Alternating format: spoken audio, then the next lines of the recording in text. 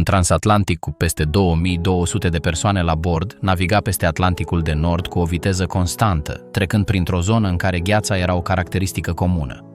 Condițiile vizibile nu indicau niciun pericol imediat. Marea era calmă, era întuneric total, iar călătoria decurgea conform planului. Pe măsură ce traversarea continua, au început să apară incidente izolate în diferite puncte ale navei, unele vizibile doar pentru câțiva, iar altele imposibil de observat în întregime. Ceea ce s-a întâmplat nu a lăsat nicio imagine sau o secvență completă, iar mai multe scene au fost fragmentate încă de la început. Ce s-a întâmplat cu adevărat în timpul acelei călătorii? De ce nu a încetinit Titanicul în acea noapte? În după-amiaza zilei de 14 aprilie 1912, transatlanticul naviga peste Atlanticul de Nord pe o rută care fusese parcursă de multe ori de alte nave, deși condițiile din acea zi erau neobișnuite.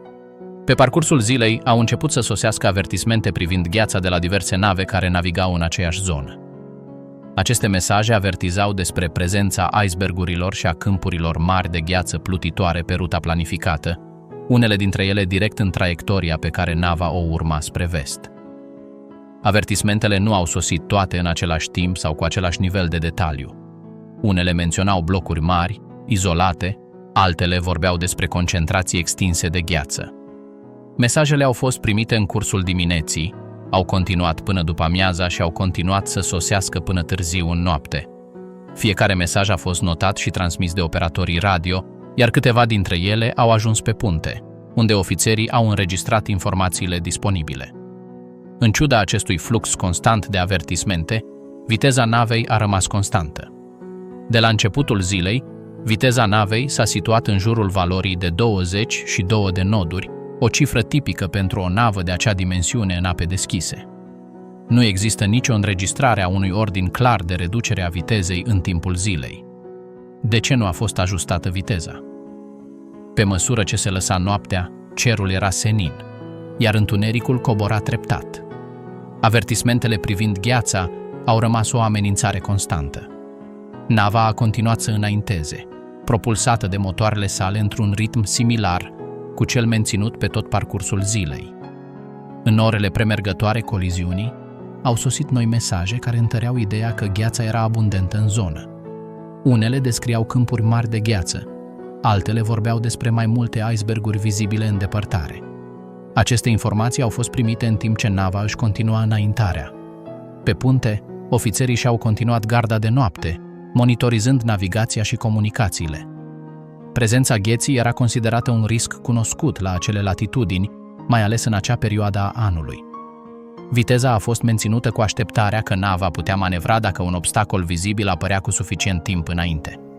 Această lipsă de ajustare, cunoscută de cei aflați la comandă, a fost încorporată în secvența de decizii care au precedat impactul. Cum ar putea un iceberg să treacă neobservat până în ultimul moment? Noaptea a decurs fără nicio perturbare vizibilă, în timp ce nava traversa Atlanticul de Nord, învăluită într-o calm neobișnuit. Marea era atât de liniștită încât semăna cu o suprafață lustruită, lipsită de spumă, fără valuri care să se izbească de cocă. Această liniște, care în alte circumstanțe ar fi fost un avantaj, a devenit un factor tăcut care a schimbat complet modul în care gheața putea fi percepută de pe punte. În aceste condiții, contrastele obișnuite au dispărut, iar orizontul a devenit o linie întunecată, aproape uniformă. Întunericul era profund. Nu era nicio lună care să lumineze marea, iar cerul senin nu oferea puncte de referință clare.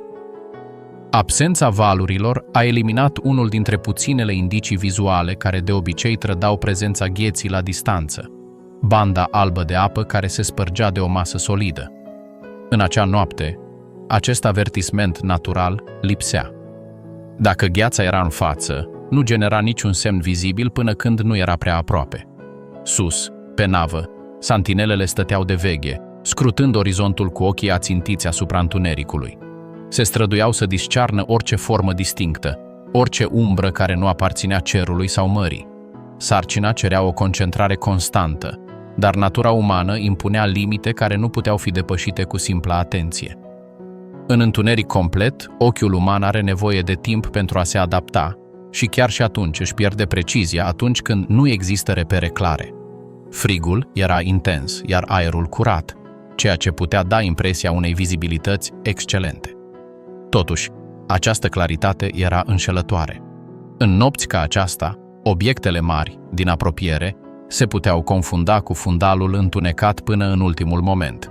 Gheața nu reflecta propria lumină, iar silueta sa se contopea cu împrejurimile. Fără valuri, fără reflexii, fără contrast, icebergul nu apărea ca un bloc distinct, ci ca o masă întunecată, abia perceptibilă. Pe măsură ce minutele treceau, nava continua să înainteze, iar timpul lucra împotriva observatorilor. Vederea nocturnă nu funcționează la fel ca în timpul zilei. Ochiul își pierde claritatea, marginile devin neclare, iar adâncimea este mai greu de evaluat. Ceea ce pare a fi o umbră îndepărtată ar putea fi nimic, iar ceea ce este imposibil de distins ar putea fi deja periculos de aproape. În aceste condiții, detectarea depinde de secunde. Când icebergul a apărut în sfârșit în câmpul vizual, acesta nu a apărut ca o imagine clară și definită. Era o formă care se ridica din întuneric, o masă care rupsea linia orizontului, fără a-i da timp să proceseze ce era. În acel moment, creierul a trebuit să interpreteze rapid ceea ce ochii abia puteau distinge. Avertismentul a fost dat imediat, dar fereastra de oportunitate era deja minimă. La aceasta s-a adăugat un fenomen cunoscut marinarilor vremii, deși dificil de identificat la acea vreme. În anumite condiții de temperatură și aer rece, lumina se curbează subtil și alterează percepția obiectelor îndepărtate. Orizontul poate părea înalt, iar formele îndepărtate sunt distorsionate.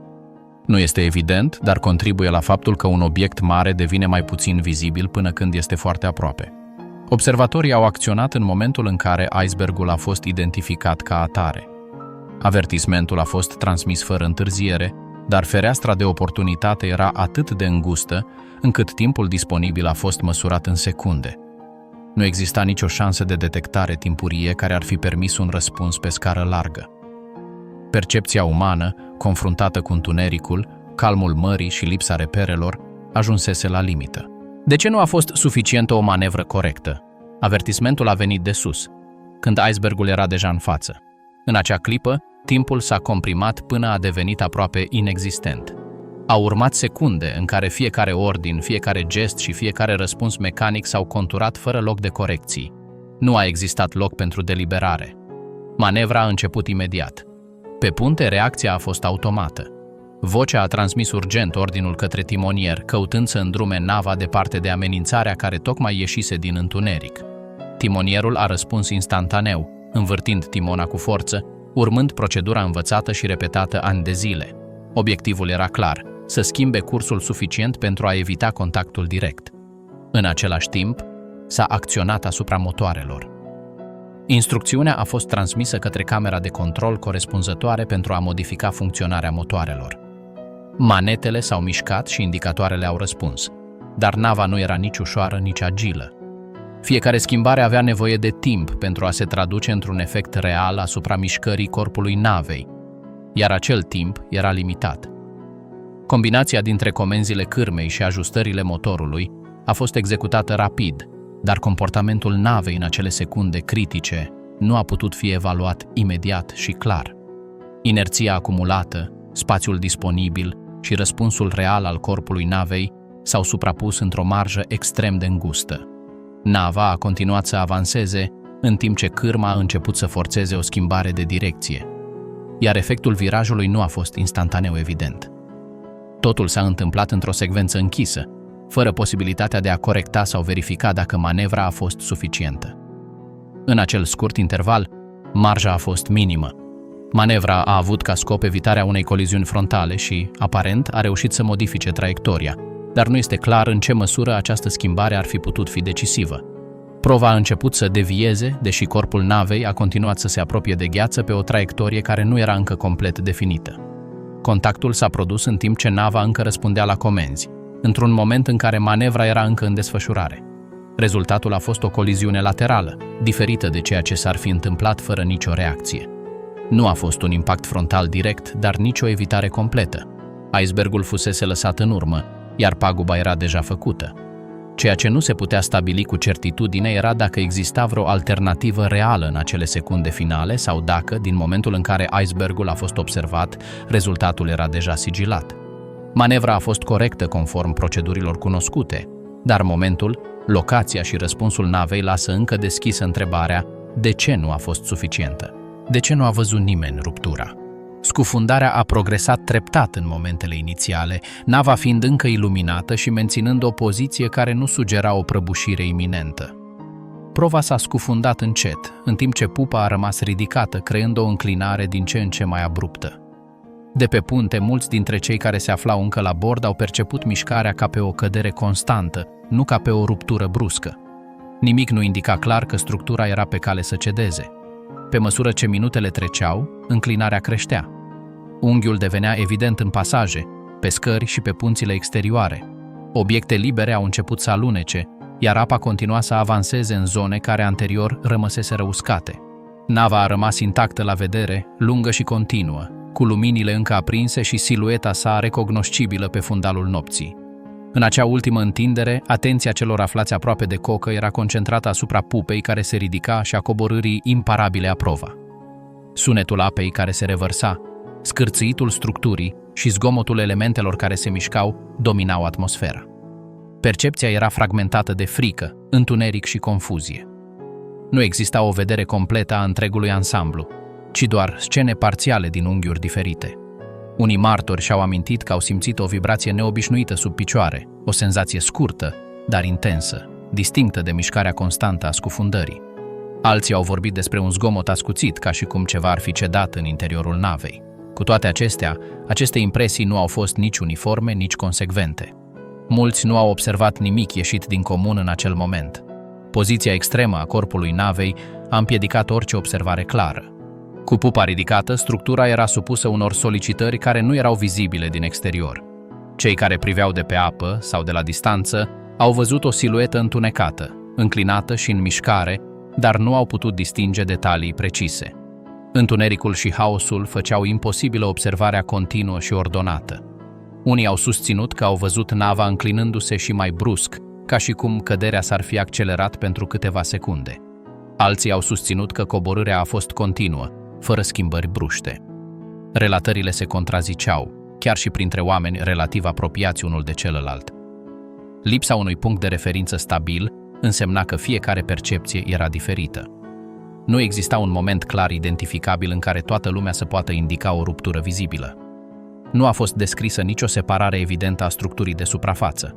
Pentru mulți, nava a dispărut pur și simplu sub apă într-o secvență finală, confuză, învăluită în sunete, țipete și întuneric. Ideea că coca se rupsese nu a rămas în memoria colectivă a acelei nopți. După scufundare, primele reconstituiri au presupus că nava se scufundase întreagă. Relatările disponibile nu ofereau o descriere clară a unei rupturi vizibile, iar majoritatea mărturiilor nu menționa o separare completă în două părți. Timp de decenii, această versiune a rămas explicația acceptată a ceea ce s-a întâmplat în momentele finale. Cu toate acestea, unele relatări izolate au continuat să indice senzații ciudate în momentul final. Persoanele care fuseseră la pupa au menționat o înclinare extremă urmată de o zdruncinare bruscă. Alții și-au amintit un sunet distinct, mai puternic decât restul, chiar înainte ca nava să dispară din vedere. Niciuna dintre aceste mărturii nu a fost de acord asupra unor detalii suficiente pentru a reconstitui o scenă clară. Lipsa unei vederi directe se datora și pozițiilor observatorilor. Cei din apă vedeau nava de jos și de la distanță, silueta ei conturată pe fundalul nopții. Cei aflați la bord erau în mișcare constantă, fără o perspectivă completă asupra întregului. Nimeni nu avea o vedere clară și neîntreruptă asupra întregii structuri în momentul critic. Multă vreme, această lipsă de confirmare vizuală a lăsat problema deschisă. Destrămarea a devenit o posibilitate discutată, dar nu un fapt acceptat. Descrierile contradictorii și lipsa dovezilor vizibile au împiedicat o concluzie definitivă. Scufundarea a continuat să fie interpretată ca o coborâre treptată a unei singure nave. Cincul. De ce nava vizibilă nu a răspuns? Pe măsură ce transatlanticul se apropia de capătul său, noaptea din Atlanticul de Nord a rămas limpede și tăcută. Marea era încă calmă, iar cerul fără lună oferea un întuneric profund în toate direcțiile. În acel cadru, orice lumină care apărea la orizont putea fi văzută de la mare distanță. Nu existau valuri care să ascundă blițurile sau ceață densă care să le estompeze. Vizibilitatea, cel puțin pentru lumini, era amplă. Când gravitatea situației a devenit evidentă, semnale vizibile au început să apară de la nava aflată în pericol.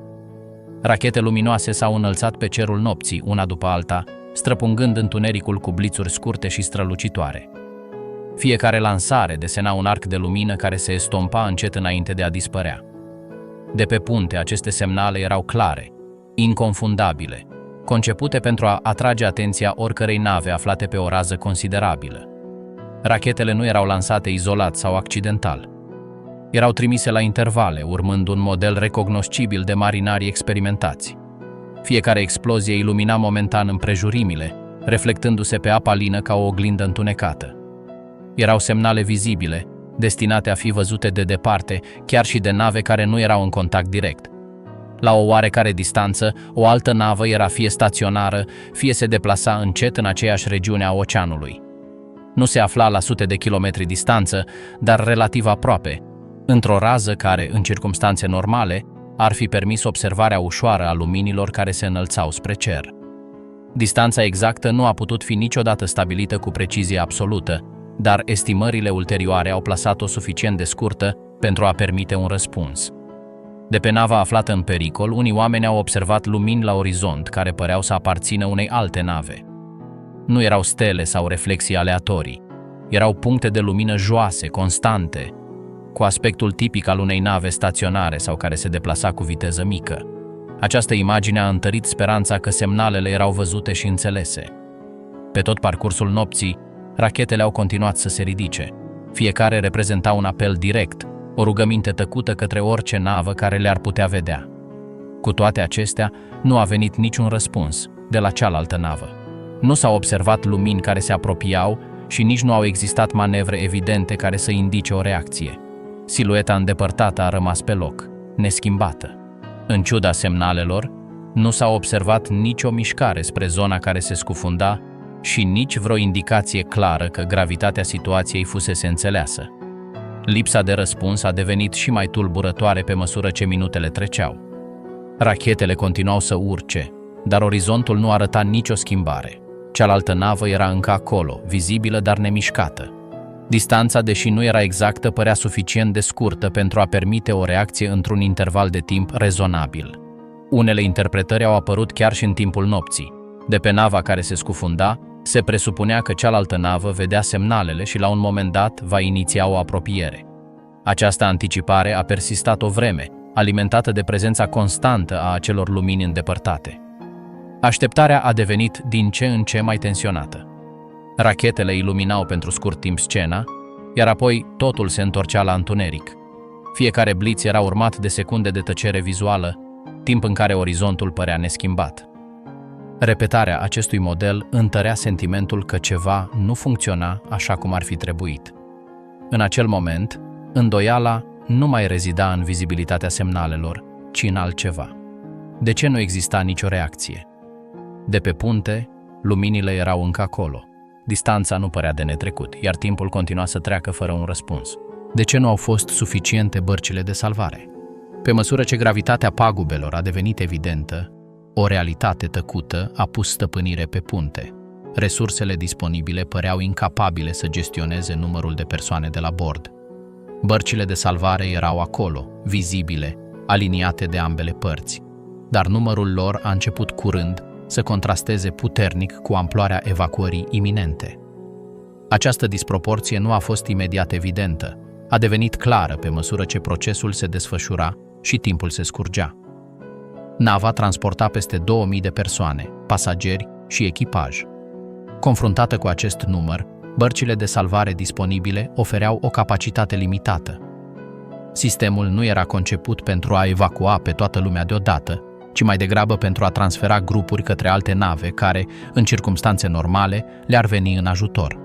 Această idee făcea parte din planul inițial, dar în acea noapte, ajutorul nu s-a materializat imediat, expunând limitele schemei avute în vedere. Pe măsură ce a fost dat ordinul de pregătire a bărcilor de salvare, a început un proces care nu fusese niciodată repetat într-o situație reală de o asemenea amploare. Membrii echipajului desemnați au acționat conform instrucțiunilor generale, dar fără experiență anterioară, într-un scenariu precum cel care se desfășura. Fiecare barcă trebuia pregătită, încărcată și coborâtă, în timp ce nava continua să se încline. Îmbarcarea nu a fost uniformă. Unii au debarcat rapid, în timp ce alții au făcut-o cu spații goale. În primele momente, magnitudinea pericolului nu a fost înțeleasă de toată lumea și a existat reticență în a se îmbarca în bărci mici în mijlocul nopții. Această ezitare inițială ar fi putut contribui la ocuparea parțială a mai multor bărci, reducând și mai mult capacitatea efectivă în acele momente inițiale. Procesul a progresat în paralel cu scufundarea. În timp ce o barcă era pregătită, unghiul navei s-a schimbat, îngreunând manevrele. Punțile nu mai erau plane, iar coborârea a devenit din ce în ce mai complexă. Coordonarea necesita viteză, dar și atenție, deoarece orice greșeală putea provoca alte accidente. Pe măsură ce minutele treceau, sentimentul de lipsă devenea mai pronunțat. Oamenii au început să realizeze că opțiunile lor erau limitate. Prezența bărcilor de salvare, departe de a oferi siguranță, a subliniat fragilitatea sistemului în fața unei situații de urgență de o asemenea amploare. Umplerea bărcilor de salvare nu a urmat un model consecvent. În unele cazuri, prioritatea a fost aducerea lor rapidă în apă, înainte ca unghiul navei să le facă inutilizabile. În altele s-au făcut încercări de umplere la capacitate maximă, dar timpul, confuzia și condițiile schimbătoare au intervenit. Rezultatul a fost o distribuție inegală a persoanelor salvate. Pe măsură ce bărcile de salvare se îndepărtau, puntea devenea din ce în ce mai lipsită de alternative vizibile. Decalajul dintre numărul de persoane și resursele rămase părea să se mărească cu fiecare minut care trecea. În momentele finale, când nu erau disponibile bărci de salvare sau condițiile au împiedicat utilizarea lor în siguranță, evacuarea a stagnat. Nu a rămas clar dacă această întrerupere s-a datorat exclusiv lipsei de resurse sau dacă alți factori, cum ar fi timpul, înclinarea navei sau deciziile luate sub presiune, au jucat de asemenea un rol. Ceea ce a fost expus a fost un sistem care, confruntat cu o urgență totală, nu a reușit să ofere un răspuns suficient pentru toată lumea. Întrebarea care rămâne este dacă lipsa bărcilor explică singur rezultatul sau dacă a fost doar unul dintre mai mulți factori care au convergut în acele minute finale. Chiar s-a întâmplat împușcătura în acea noapte? Evacuarea a decurs sub o tensiune crescândă. Pe măsură ce nava continua să se încline, noaptea era beznă totală, marea rămânea calmă, iar puntea era plină de o mișcare haotică. Oameni care nu se cunoșteau erau înghesuiți în spații din ce în ce mai restrânse, cu instrucțiuni strigate și un sentiment de urgență crescând cu fiecare minut. În acest context, fiecare sunet căpăta o intensitate diferită, amplificată de frică și confuzie. Printre ofițerii însărcinați cu menținerea ordinii, se afla un element care nu era vizibil pentru toată lumea, dar făcea parte din echipamentul standard: armele de foc. Nu erau excepționale sau improvizate pentru acea noapte. Erau acolo ca parte a echipamentului standard, destinate situațiilor specifice care necesitau autoritate și control. Prezența lor nu implica neapărat utilizarea lor, dar introducea o posibilitate care, în mijlocul haosului, devenea tulburătoare. Pe măsură ce bărcile de salvare erau pregătite și coborâte, mulțimea se aduna la punctele de îmbarcare. Vocile se suprapuneau, ordinele se amestecau, iar percepția împrejurimilor se fragmenta. Nu toată lumea auzea sau vedea același lucru. În acel zgomot constant, unii susțineau că au auzit explozii scurte și ascuțite, spre deosebire de orice alt sunet al nopții. Aceste relatări au început să apară după scufundare, când supraviețuitorii au împărtășit ceea ce credeau că au auzit sau văzut. Unii au vorbit despre focuri de armă trase în aer pentru a impune liniștea sau a elibera o zonă aglomerată. Alții au susținut că au văzut un ofițer îndreptând o armă în mijlocul haosului. Relatările au fost de acord asupra punctului esențial, prezența focurilor de armă, dar au divergeat asupra detaliilor. În același timp, alți supraviețuitori au negat că au auzit sau văzut ceva de genul acesta. Pentru ei, noaptea a fost dominată de strigăte, ordine și zgomote structurale, dar nu de explozii. În amintirile lor nu existau focuri de armă sau arme trase. Această contradicție a devenit nucleul misterului, două seturi de mărturii care nu puteau fi reconciliate. Haosul de pe punte a împiedicat orice observație precisă. Iluminarea era inegală, unele zone fiind aproape întunecate, iar altele iluminate momentan. Oamenii se mișcau, se împiedicau, se opreau și apoi se îndreptau din nou înainte. În acest scenariu, identificarea sursei exacte a unui sunet era aproape imposibilă. Un zgomot ascuțit putea fi confundat cu zgomotul metalului, o supapă care elibera presiunea sau un obiect care cădea. Percepția auditivă era de asemenea alterată de situație. Stresul extrem modifică modul în care sunt înregistrate sunetele. Ceea ce pentru unii a fost un foc de armă clar, pentru alții ar fi putut fi un zgomot mecanic sau o lovitură în structură. Lipsa unui punct de referință comun a însemnat că fiecare experiență a fost diferită. Cei care au susținut că au auzit focuri de armă au plasat acele sunete în momente specifice în timpul evacuării, când presiunea asupra punctelor de îmbarcare era cea mai mare. Au vorbit despre momente în care ordinea părea să se prăbușească și când a fost necesară o intervenție imediată pentru a preveni scăparea de sub control a situației.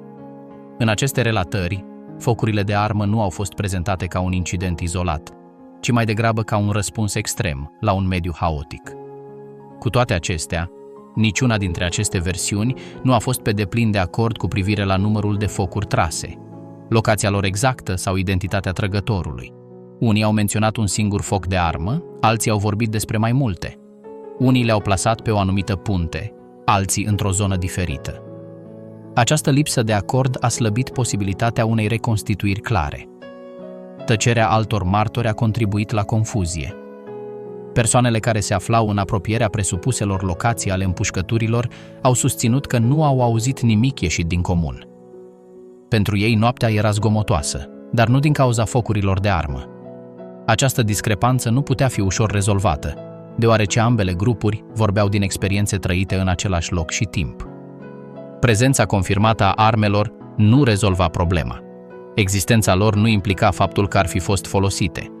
Nici nu existau dovezi fizice ulterioare care să confirme focurile de armă, cum ar fi tuburi de obuz sau daune vizibile. Locul incidentului nu permitea conservarea acestui tip de dovezi, iar orice urmă s-ar fi pierdut pe mare. De ce nu a putut fi niciodată reconstituit definitiv ceea ce s-a întâmplat în camera radio? Pe măsură ce nava se scufunda încet, una dintre cele mai critice zone a rămas activă în mijlocul dezastrului. Camera de comunicații. Acolo lucrările nu s-au oprit nici după impact, nici când apa a început să inunde interiorul navei. Semnalele au continuat să fie trimise unul după altul într-o încercare disperată de a semnala situația și de a cere ajutor înainte de a fi prea târziu. Trimiterea de mesaje nu a fost niciun act izolat, niciunul scurt. Pentru o perioadă lungă de timp, transmisiile au rămas active, repetând apelul de urgență și oferind informații de bază despre poziția navei. Efortul a fost susținut, chiar dacă condițiile s-au înrăutățit, iar mediul a devenit din ce în ce mai periculos. Camera radio a devenit unul dintre ultimele locuri în care se încerca încă o funcție operațională clară. Spre deosebire de alte zone ale navei, acest spațiu era înghesuit și încărcat de tensiune. Zumzetul constant al echipamentului, vibrația structurii și conștientizarea faptului că timpul se scurgea creau o atmosferă extremă. Oamenii de acolo lucrau sub presiune, conștienți că fiecare mesaj putea face diferența, dar și că marja de eroare se micșora. Pe măsură ce minutele treceau, în cameră au început să izbucnească conflicte. Acestea nu au fost discuții lungi sau formale, ci mai degrabă ciocniri scurte, născute din stres și urgență. Prioritățile nu se aliniau întotdeauna, iar deciziile trebuiau luate imediat. În acest context, coordonarea a devenit fragilă, iar orice dezacord a căpătat o importanță disproporționată. Relatările despre ceea ce s-a întâmplat acolo au început să divergă aproape de la început. Unul dintre supraviețuitori a oferit versiuni diferite ale evenimentelor în momente diferite. Într-o relatare inițială, aceștia au descris o scenă de confruntare directă, cu încăierări și acțiuni extreme. Mai târziu, aceeași persoană a prezentat o versiune diferită, cu mai puțină violență și o desfășurare diferită a evenimentelor. Aceste variații nu au fost minore. Detaliile cheie s-au schimbat, cum ar fi cine a fost prezent în anumite momente, ce acțiuni au fost întreprinse și cum a fost rezolvată situația. Fiecare nouă declarație a modificat imaginea anterioară, creând o secvență dificil de urmărit și chiar mai greu de confirmat. Acestea nu au fost nuanțe minore, ci diferențe substanțiale. Dificultatea de a reconstitui ceea ce s-a întâmplat a fost agravată de faptul că celelalte persoane implicate nu au supraviețuit. Fără relatările lor, orice încercare de a compara narațiunile a rămas incompletă. Povestea camerei radio a ajuns să depindă aproape în întregime de o singură voce, iar acea voce nu a rămas consecventă în timp. Contextul nu a ajutat la acuratețe. Persoana care a depus mărturia a făcut-o după ce a trecut printr-o experiență extremă, marcată de frică, epuizare și pierdere. Memoria supusă unui astfel de impact nu a funcționat ca o înregistrare exactă. Amintirile puteau fi alterate, amestecate sau rearanjate în timp, chiar și neintenționat. În ciuda contradicțiilor, unele elemente au rămas constante. Semnalele de primejdie au fost trimise și au rămas active pentru o mare parte din timpul scufundării. Camera radio nu a fost abandonată imediat, iar lucrările au continuat cât mai mult posibil. Această persistență este unul dintre puținele puncte ferme în mijlocul unei narațiuni fragmentate. Misterul nu este dacă au fost trimise semnale, pentru că acest lucru este fără îndoială, nici dacă a existat tensiune, pentru că contextul a făcut-o inevitabilă. Vidul constă în detaliile concrete, în acțiunile specifice care au avut loc în acel spațiu închis pe măsură ce nava se apropia de sfârșit. Ceea ce s-a întâmplat în camera radio a fost prins între urgența momentului și fragilitatea memoriei umane. Fără înregistrări clare, fără martori multipli și cu relatări care s-au schimbat de-a lungul timpului, secvența exactă s-a pierdut pentru totdeauna. Scufundarea Titanicului a fost rezultatul unei combinații de decizii, circumstanțe naturale și limitări tehnice care au convergut într-un moment critic. Deși multe evenimente au fost reconstituite, altele au rămas incomplete de la început, fragmentate între mărturii parțiale și situații care nu au putut fi niciodată observate direct. Mai bine de un secol mai târziu, tragedia este încă marcată de aceste întrebări fără răspuns, nu din cauza lipsei de investigații, ci pentru că nu totul a lăsat urme. Titanicul rămâne o amintire a cât de departe poate ajunge cunoașterea umană și de unde începe necunoscutul.